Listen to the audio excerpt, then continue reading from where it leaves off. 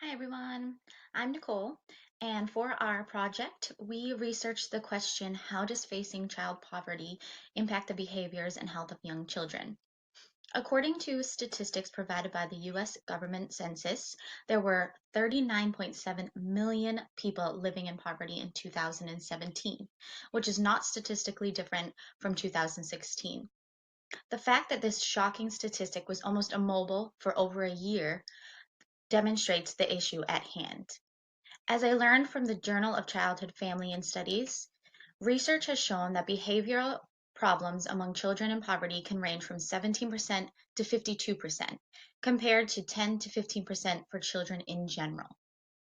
The article, Screening for Significant Behavior Problems in Diverse Young Children Living in Poverty, provides information and data on the Early Childhood Behavior Screening Assessment, otherwise known as the ECBS, which is a self-report screening instrument developed for young children ages 1 to 5 in poverty. The most important aspect of this screening is that it is available at no cost for users, making it accessible for families living in poverty. It is easy to implement at home, in clinics or hospital settings, and it can be implemented by a variety of healthcare professionals.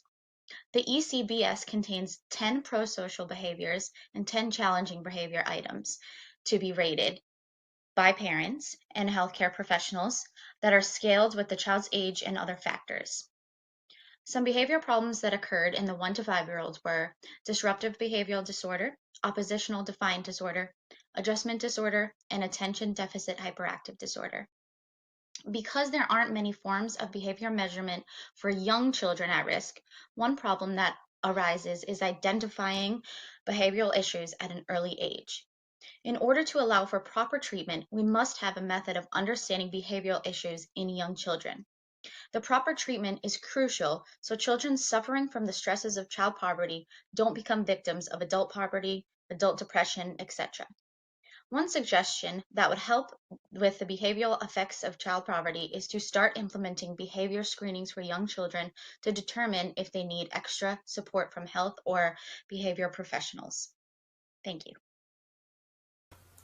Hi, I'm Sarah, and I'm going to be covering some of the psychological aspects of children in poverty.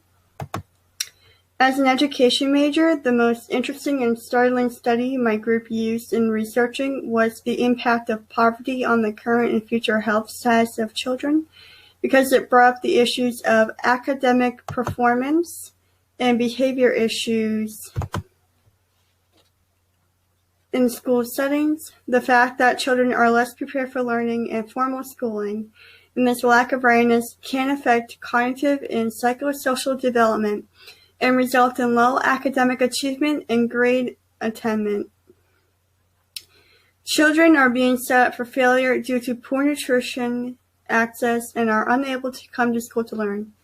As a result, these children are behind their peers in their studies, and this struggle to thrive, according to the article, is putting these children at a higher risk of depression and anxiety in adolescence. These are significant health issues. Proper brain function relies heavily on proper nutrition, and lack of can cause mental health issues and cognitive delays. What we can do to help these children is offer better nutritional programs to low-income families. The programs need to place an emphasis on buying fresh foods such as fruits and vegetables. They also should be offering nutritional resources that help families to meal plan and also provide programs that help children to learn how to make healthy. Hey everyone, my name is Jamie and I'm going to talk about some of the health issues that are common within children living with poverty. An article that I used to help conduct my research was called Impact of Poverty on the Current and Future Health Status of Children. This was written by Rita Gupta, Margaret Witt, and David McEwen.